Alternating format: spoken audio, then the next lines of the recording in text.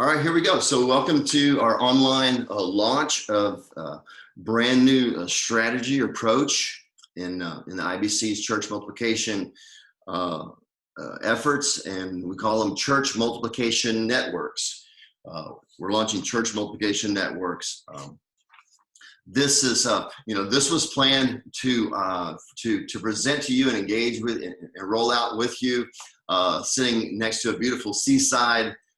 In a beautiful seaside resort there in Dubrovnik, and things change. So here we are in the comfort of our own homes doing this.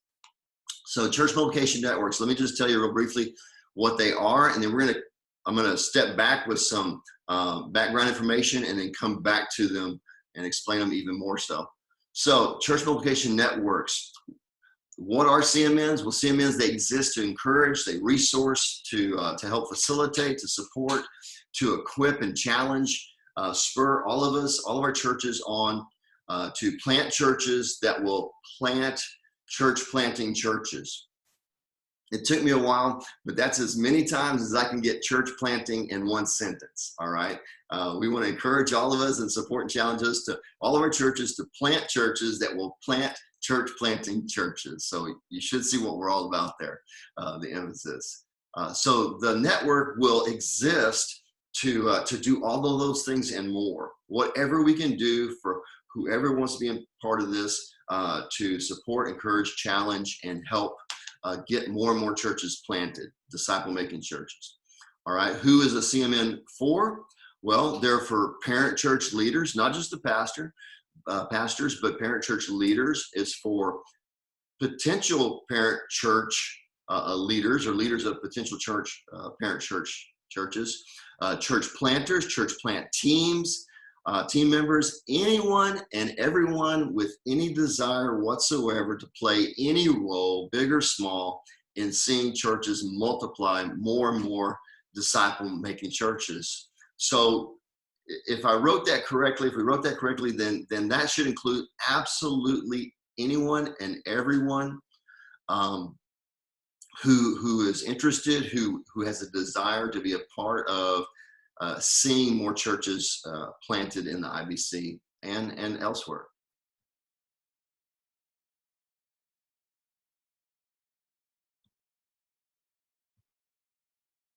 So let me back up a little bit and just take a couple steps and back and then come back to this and what leads us to church multiplication networks. So the IBC mission exists. We exist to mobilize and multiply disciple-making churches. Now, everything I'm sharing right here is an excerpt. It's not the entirety of everything that we have written down that leads and directs us in our strategies in the IBC, but these are some excerpts from our IBC mission, vision, and values that are most relevant to what we're talking about today.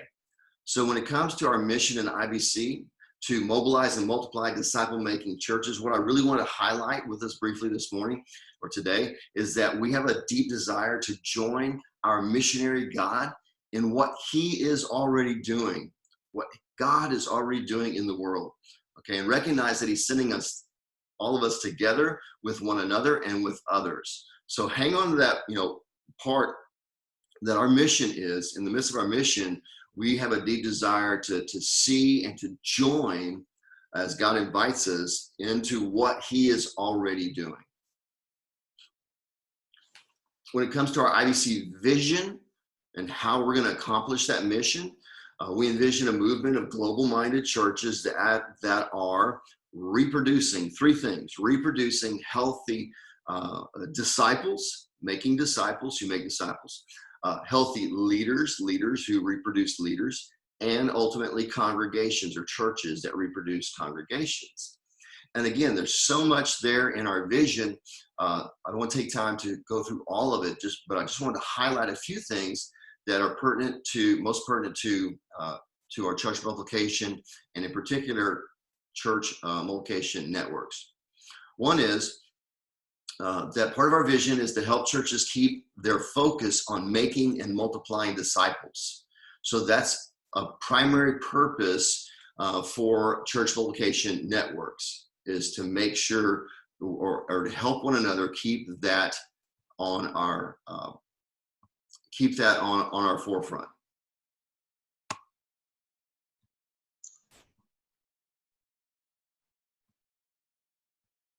Also, developing pastors and leaders. Developing our leaders helps them become better equipped to make disciples, to lead others to make disciples, and to multiply churches. Another part of our vision is to be a catalyst for strategic church planting. And I believe that the CMN, as it grows and develops and becomes more mature, then it's going to be just that. It's going to be one aspect of being a catalyst for strategic church planting. And then finally, the other thing I'd highlight in our IBC vision is that we want to foster a fellowship and a connection among our pastors and churches. So it's all about keeping our focus on disciple making and multiplying our disciples, developing our leaders, our pastors and our leaders, being a catalyst for church planting. And as we do that, we do it in such a way that we are fostering fellowship connections among our pastors, our leaders, and our churches. And then just one more piece from our IBC mission, vision, and core values, just a couple of our values. Again, not all of them, but just a few that are very relevant to our conversation today. Our core values define, in the IBC, we say our core values as the IBC family, they define us as an international family of churches, and they drive our decisions and our ministries. So it's flowing out of our mission and our vision and our core values. It comes out of those, this church multiplication network. We're not going to church multiplication networks because we've seen others do it and it be effective and successful, although that is true, that it is being successfully used out there. But this decision to go to CMN is driven by our values. All right, so for example, relevant to today's conversation, we value partnership. We believe that all of our churches working together, that we're better together and we can accomplish more together. We believe that partnership and relationship is really a gift from God. And every church has something to offer. It doesn't matter how young your church is or old your church is. It doesn't matter how many people are at your church or not. It doesn't matter your financial situation at your church. Every single church has something to offer in our church multiplication efforts. So we value partnership. Secondly, we value healthy churches.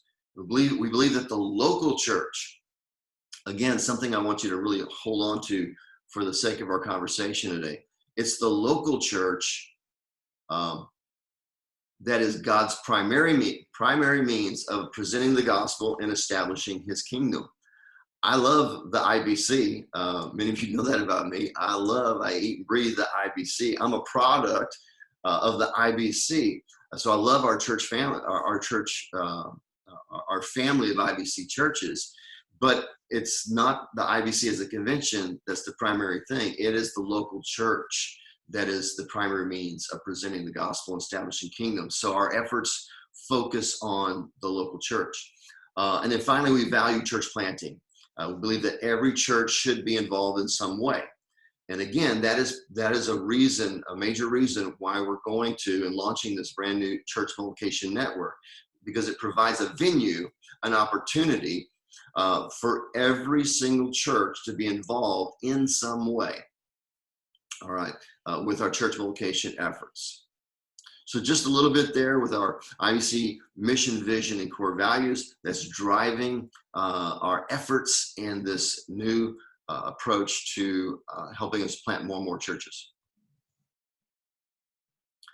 So let me give you just a quick 10-year history, just a real quick picture of church planting in the IBC in the last 10 years.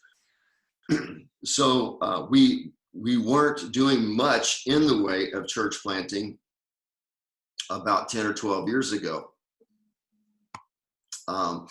But again, we saw God moving amongst us, and we saw God stirring our hearts towards it. So we began to figure out how do we go about planting churches in the IBC. And we locked onto a strategy that primarily has to do with, some of you are familiar with, some of you new to IBC may not. We locked onto a strategy that was where we used lead teams, what we call lead teams. And we take a handful of pastors, typically pastors and maybe another leader or two from churches, took a handful of leaders from a handful of churches and formed a team. And that team would work together to recruit and assess and bring on a church planter and to determine a place for a church plant, new church plant, and then facilitate that coming together of the planter and the place and seeing a new church planted. Okay, and that was great. That helped us get started. It helped us learn a lot about church planting. It got church planting back on the radar of the IBC. So it was a great foundational piece, a strategy for us to get back into church planting. Underneath that strategy, we planted Converge International Fellowship in Darmstadt, Germany. Bob's here on the call with us this morning. It's good to see him, along Judith Lynn and others that started that church. And that church was facilitated. The start of that church was facilitated by the lead team. Also in 2012, LifeBridge Church in Panama City, Panama, was also facilitated by a lead team. In the same year, we got off to a really great start there in 2012. In Tamarindo, Costa Rica, there was a church planter already on the scene and looking to plant a church. And we connected with him and we rallied the lead team around him and we supported the start of that new church in Tamarindo. And then in 2015, Rome International Church was launched under the facilitation or through the facilitation of the lead team. Then in 2016, something different kind of happened. We didn't, as a lead, none of the lead teams planned for this to happen, but Lee Hansen and others there in Aalborg, Denmark, they had an English language fellowship going on within a Danish church, and that fellowship grew out of the church and launched and became its own church.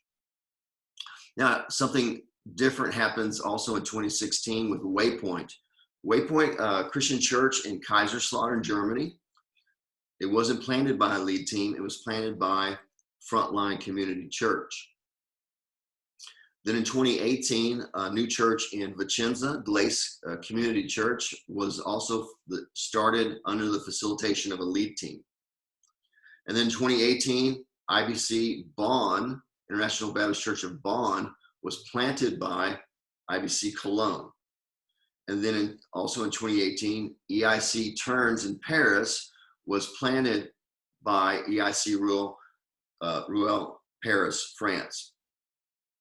Also in 2018, a new work called Multi-Nation in London was started from a family that came out of and with the support of Multi-Nation Frankfurt, Germany. So again, we go back to our desire and our mission. Our desire is to see what God is doing around us and in our midst and join him in what he's already doing. So we see God moving us from a handful of leaders getting together and adding a new church out there to our own churches, planting churches. And when we start having our churches plant churches that will plant churches, we'll move from an addition to a reproduction of churches and the Lord willing, a multiplication of churches being started. So it's seeing and sensing what God is doing in our midst as IBC churches and church planting. It's moving us from a lead team to a church multiplication network to enable and to facilitate and to encourage lots and lots of our churches to plant churches and for other churches and leaders to come along and help those churches plant churches. So it's in that movement of God and us seeing what God is doing that moves us to this new strategy of church multiplication networks.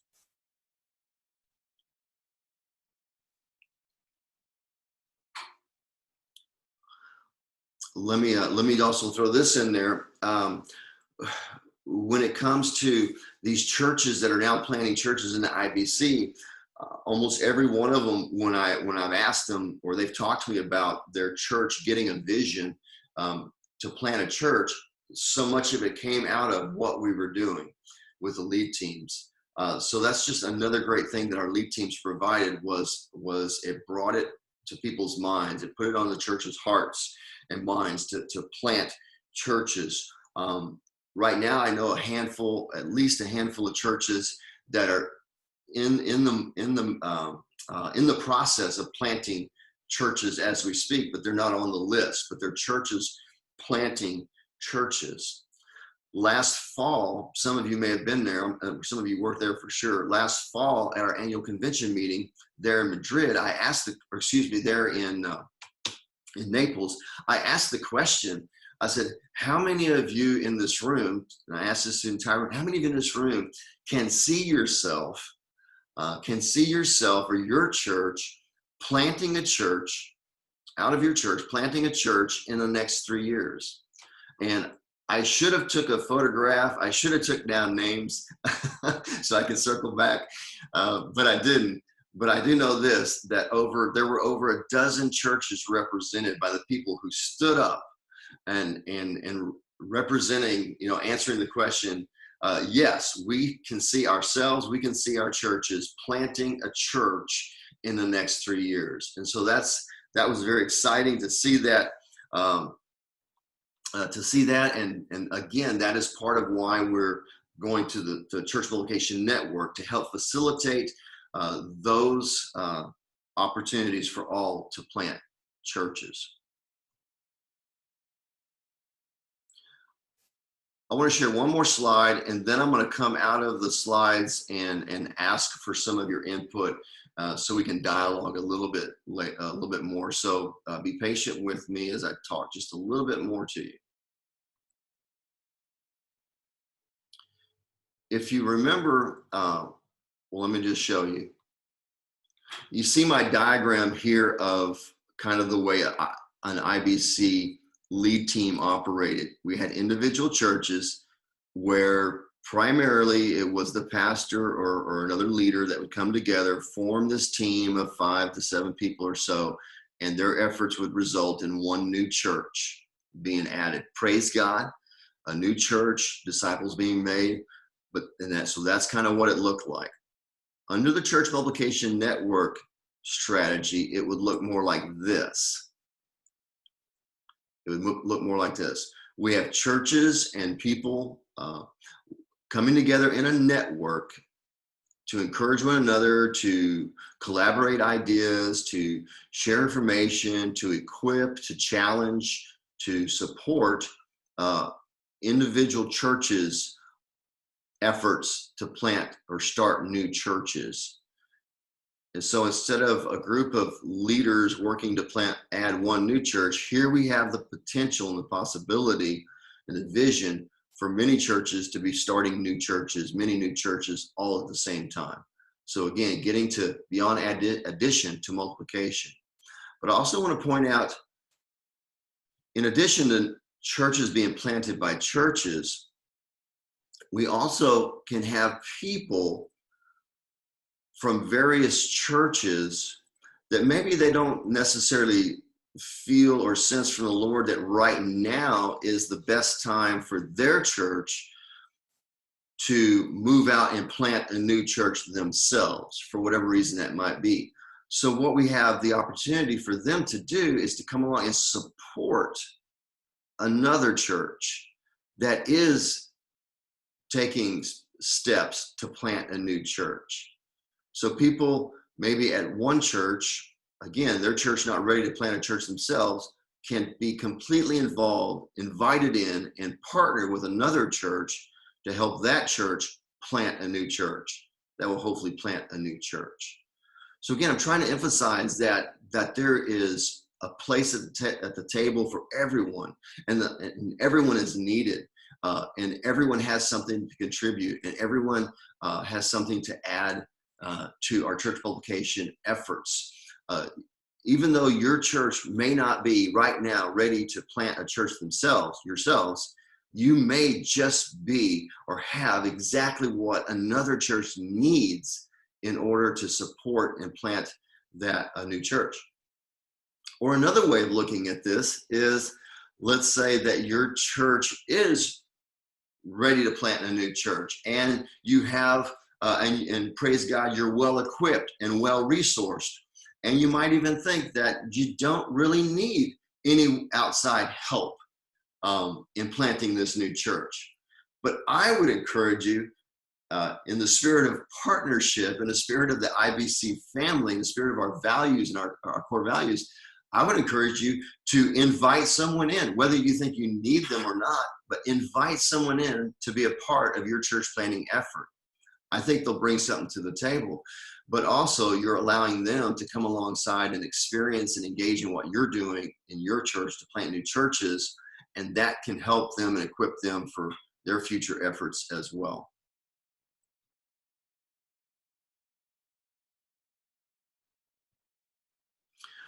All right, so I'm going to stop talking for a few minutes, and I want to hear, just call them some multiplication highlights and some things that are going on right now. And then I've got just a couple more slides to share with you for the remainder of our time this morning.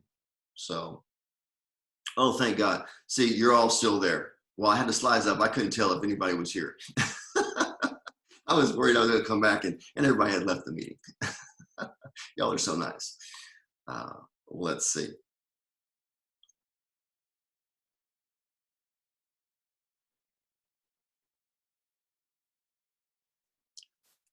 All right, so I didn't prep anybody for this time, but I know that some of you in particular are doing some things in the way of church multiplication right now.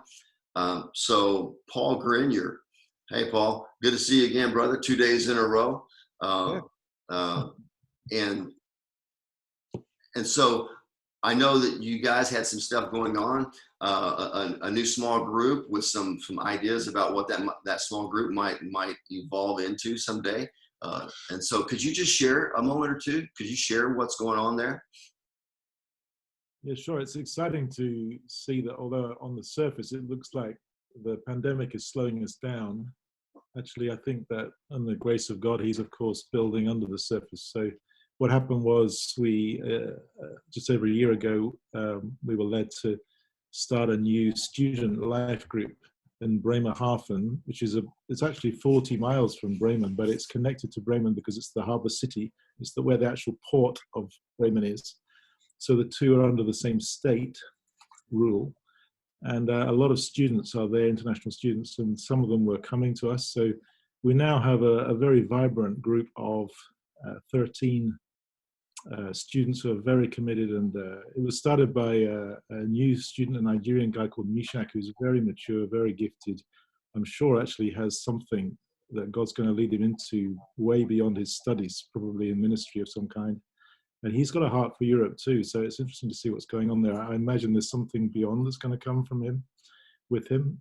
So it's encouraging me to be very open-minded to how, as you said, Daryl, to join God and what he's doing and see that. And so within that year, the student group really got strong, and Mishak also identified an older group of English-speaking internationals who were more in their 40s and 50s, who have been living in Bremerhaven for quite a long time, and had tried to plant a church years back, but it had failed. They didn't have any support from outside, but they were really needing something. So he has been a bridge between the two groups, and so now I'm helping and facilitating that too. So we had a wonderful Christmas celebration where the two groups ran something together. We had 60 people, mostly non-believing students there.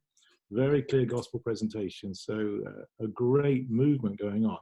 It's not become a church yet, but we've basically got, well, maybe it is, but it depends how you define a church. But we've got these two groups where there are two Bible study groups going on, and they're interrelating to each other, and they're enjoying each other, and they're growing in relationships together. And we were planning to start a service around about Easter time. Of course, that's all on hold now. So that's why I'm saying we've been slowed down on the surface, but the Lord is working under the surface. So at the moment, it seems to be a time to really be solidifying relationships. And my role, I find, is it's not like a classic thing that Bremen is the mother church. It's more that we're having a chance to influence and walk alongside a group where the Lord is stirring and building something. And it's one of the most exciting parts of what I'm doing here in Bremen, actually. So, yeah, thank you for your encouragement to go with that, Daryl. Thanks. Great, thanks, Paul. Thanks for sharing that. That is exciting. Yeah, that's a funny. Well, they're not a church yet. Well, maybe they are a church now. I don't know. Is Scott Corwin on this call? I don't see him. Scott. Well, I know Scott has a situation, a wonderful situation up there in Berlin, where he's told me about this group of, I think there's more than 30 or more Brazilians, Portuguese speaking Brazilians meeting together. So over 30 or more of them came out of his church, and they're meeting every week, and they're studying the Word of God, and there's some preaching going on, there's some worship and song, and there's some outreach. And I said, but they keep saying, well, we're not a church yet. We're not a church. He's like, it sounds like you're a church. It sounds like you're a church. Hey, Eric, are you there? Eric Nielsen? Yes, we are here. Yeah. Hey, impromptu here, could you share a little bit about what's going on in the way of church multiplication or planting with you guys? We had in mind to start a work in Malmö, just across the water. We were sending Conrad over, making contacts with a few right before the virus hit and the borders closed. So we in fact had an appointment with someone on the other side that we had to cancel. But we still have it on our hearts and minds. One day when the border opens again, we have a church member, one of our council members, who actually lives in Malmö. So she's also been a resource to us in terms of what's going on. But we imagine it would be something similar to what Paul was talking about, a student ministry first. And Conrad, here to my side, my associate pastor, he would start something with the young adults out there. And also while we get a feel for the Christian community that's already there. But Malmö is a large city, southern part of Sweden, and the university town called Lund is a little bit further north of that. And we've just been led to start something there first, hoping that could develop into something else. In the meantime, we're still also cooperating much with Christian Roth, whom you also see in the call. He's a church planter in Copenhagen, looking to plant Danish-speaking churches. But he has multi-ethnic in his blood. He's both Swedish and American. So it could also be a multilingual type of a congregation. And we're just still currently in the works of envisioning what could a partnership together with Christian look like for church planting in Copenhagen. I think it's impossible to reach the Swedes. That's why it's going so slow over there. we Swedes, we won't learn, So you just gotta. With Christ, anything's possible, right, brother? Come on. Amen. Sorry, I was trying to make a little joke. Yeah, that's good. But yeah, no, I just chime in too. I've been really blessed by Pastor Eric and going through the assessment with you guys over on stateside, and we've just the first couple years here, we've been learning language big time and partnering with other Danish churches, but also deepening our relationship there with FIBC, and it's really learning a lot. And I'm really thankful to be on this call, and it's really interesting to hear how the direction kind of is going. And we're excited. We're kind of already functioning in that kind of network catalyst way with the IMB, and there's a lot of there's openness in terms of what the Lord has as our assignment as well. So cool. It was good to see you, Carl. Thanks for sharing that. Let's I'm going to open this up just for a few minutes, and hopefully I've said enough so far. You understand, to a certain degree, this church vocation network, and how it's supposed to work. It's supposed to operate in such a way that, like you see everybody on the screen here, everybody has something to contribute to help each of us go back to our respective churches and help that church reproduce disciples, leaders, and ultimately congregations. Let's just, for some of you more creative-minded people right now, maybe, what are some ways where we could partner together? What are some ways where we could partner together to help our churches plant plant churches out of themselves?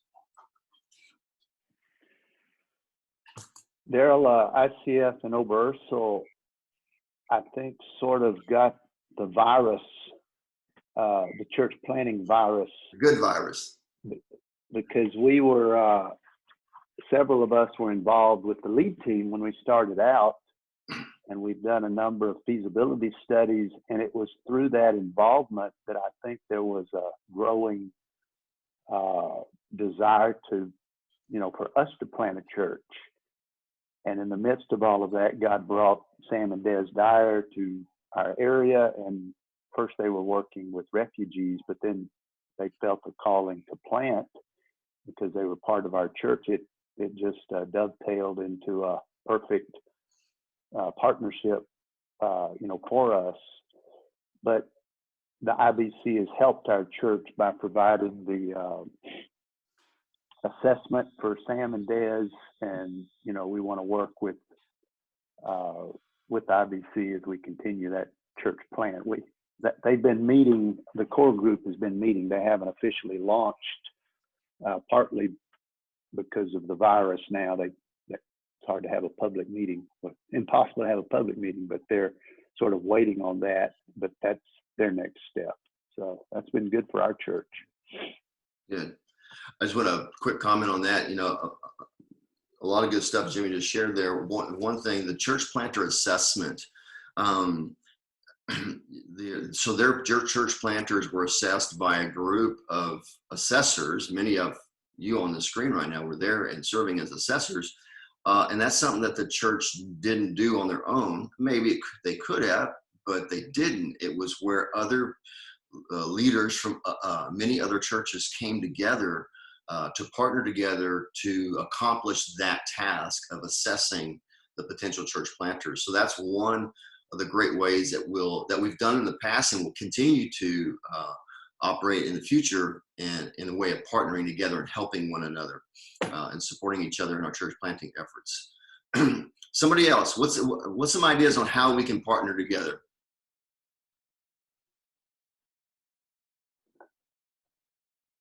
Can I share something, Darren? Yeah. Something that I can imagine maybe happening is, I think I'm at liberty to say this, many of you will know Swan Lin, who is feeling a call to be an IBC church planter, and has been recommended to do an IBC residency first. And he applied to us in Bremen to do that, and also IBC Berlin were very interested in that possibility. And the way the Lord has led, we really all together sought the Lord's lead on that, and he has been led to go to Berlin at this stage. But the way in which the process happened, it looks to me like, and I've talked to Scott already about this, that it could be that we would end up supporting each other in what comes out of that, because Swan Lin's longer term vision is to plant a church amongst students in the city of Göttingen, and Göttingen is also in North Germany. So I think it's early stages, but I can imagine there being some kind of IBC North Germany church planting partnership with him and supporting him. And that excites me too. And it's not I don't think it's an accident that IBC Bremen now has 50% of our congregation is young adults, mostly students. So God seems to have been building that among us. He's taken us by surprise, really. So we now have about 50 or 60 young students on a Sunday. And so God's sort of saying to us, what church planting are you going to do with students then? Okay, how do you plant churches on campuses? And I think Swan Lin has got the vision for working with that. So I want to really invite him when he's in Germany, when he can get here, to come and talk to us about that. Yeah. And for us to talk to him about it, to do mutual into this networking that you're describing. Mm-hmm. Very good. Thanks, Paul. Lee Hansen, he may be the person I know that's more involved in church planting without actually planting a church himself. than anyone else I know. And Lee has really helped me understand and broaden my understanding of how we can partner together and to see churches planted. Lee, could you just share some of your ideas about how you, a church like Koinonia there in Aalborg, how y'all could participate, how you could partner with other churches to help plant churches? Well, in the past, what I would like to do is visit various churches that are doing a church plant and bring, what I've done in the past is I would take students with me and do like a weekend visit to Berlin or go someplace and just be involved in that particular church plant that's going on. And so just be where we didn't have the opportunity of where we could actually be a church planter at that time, as far as in Koinonia, we just didn't have the resources to do that, but we could participate in and be an encourager. And so I've also had the opportunity to go around in the NELT group of people, just going around and just to sit down with the pastors and just spend time hearing what's going on and knowing how we could pray for one another. And so I would like to encourage individuals, if your church can't be involved in planting a church, you can be there to encourage and support. Absolutely. Absolutely. Thanks, Lee. That was something along the lines I was going to say. Back in the Northwest, one of the things that the little local regions did was they would highlight the churches that had someone who was trying to become a church planter. And a lot of the churches wouldn't have the personnel. Maybe it's a little church of 50 with a bunch of silver-haired people like me, and they didn't have anybody to actually physically go do that, but they were willing to support that. So awareness of the financial need. I'm not as familiar with the IBC or the financial standing of the expat churches here, but if that is something that could be made known, it could be that churches could make that a designated part of their budget, and they know that it's straight dollar for dollar going right into a church planting movement for an individual in the IBC that does that. Just a thought. Yeah, that's good, Kent. Talking about awareness, that's one of the primary things we hope to happen. We plan to happen out of these church vocation network gatherings. When we come together, every single time we gather, we'll take time to hear some highlights, some multiplication highlights. What's going on? What's happening in your church? What's happening in your area, the city next door? Because when we hear this activity, hear these things that you're engaged, each church engaged in, then for someone on the screen, someone on the call in the gathering, something will click. I can be a part of that, or I'd like to share something or ask of something. And then that's the way that these informal, if you will, connections can happen. We were on a call like this, maybe it was last month, and it was something very simple like, how do you do this on Zoom? One of the pastors was new to Zoom. How do you do this on Zoom? And it was Tim Faulkner said, somebody on this call, give him contact him after the call and lend him a hand. And I'm not a Zoom expert, but I've done a little bit with it. So I jumped on it. I emailed him and we had a great conversation to share some stuff. I told him the 2 or 3 things I know about Zoom. So it's just a way to contribute to jump in there. But I wouldn't have known to reach out and lend a hand if I didn't know from the call. So anyway, that's a big part of this, is awareness of what's going on in our midst.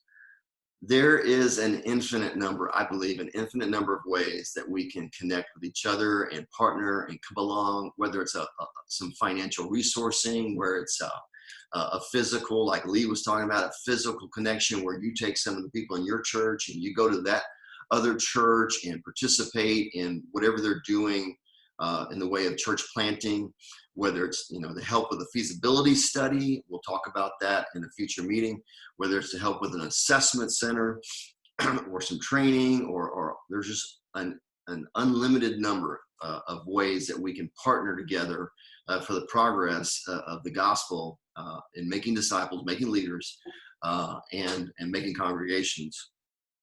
There was one other thing that was mentioned. Let's see, I'm trying to think who to give credit to. I'm going to say Paul Grenier. I think it was Paul said something about something up in northern Germany in an area and maybe a group of some sort forming up there. It's my hopes, it's my dream, my vision to see this church multiplication network expand and multiply itself. Okay, so a year from now there'll be more, and maybe not, it won't take that long. There'll be more church multiplication networks, and the affinity for each group can be all kinds of things. It could be northern Germany. I mean, if a dozen churches wanted to form a church multiplication network with just that group in that geographical area, awesome, do it. Or maybe, I don't know, I'm looking here and I'm thinking some of you a couple of you pastor churches that are primarily American military. Who's to say we wouldn't have a church multiplication network made up of either exclusively or primarily American military type churches? There's nothing wrong with that I can think of. So whatever might be the affinity to bring a group of churches together to form a network to work together. So anyway, all that to say, I see this multiplying in and of itself. So I'm trying to watch our time here. I appreciate some of the comments in the chat. Let me, some of you may have questions of this. As I'm looking at this, I'm looking at all of you on this meeting, I see that some of you, I would think some of you are very familiar and experienced in what used to be the lead teams and the way they operated. And some of you would say, what's a lead team? And that's fine. You don't need to know what a lead team was. But for those of you that have participated in lead teams in the past, if you want to have a conversation with me to get down into some more weeds about how is this different or why this versus that, I'd be happy to have that conversation with you. I think I've talked to most of you already, but if you want to have further conversation about that, we can. The transition from the lead team to the church multiplication networks. Well, our time's going by really quick here. I was going to say this morning, the sun's actually just come up outside my window. I don't know what it's doing in your neck of the world, the woods. Let me show you just a couple more quick slides, and then we'll run out the rest of our time, maybe with a question or two. Let me show you just what we have on the docket for the upcoming online gatherings of our network.